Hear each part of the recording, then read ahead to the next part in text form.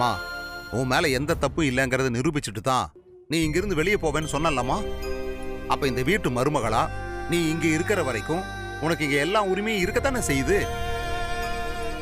இதுல நீ சாப்பிட வரமாட்டேன்னு சொல்றது எந்த விதத்துலமா நியாயம்?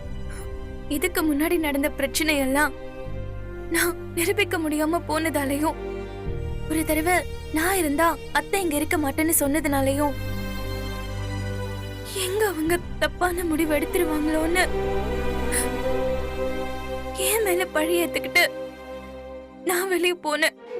அதுக்கப்புறம் சக்தி என் மேல எந்த தப்பும் இல்லைன்னு என்ன புரிஞ்சுக்கிட்டு என்ன தேடி வந்ததுனாலதான் நான் திரும்ப இங்க வந்தேன். ஆனா இந்த தடவை சக்தி கூட என்ன புரிஞ்சுக்கலையே மாமா.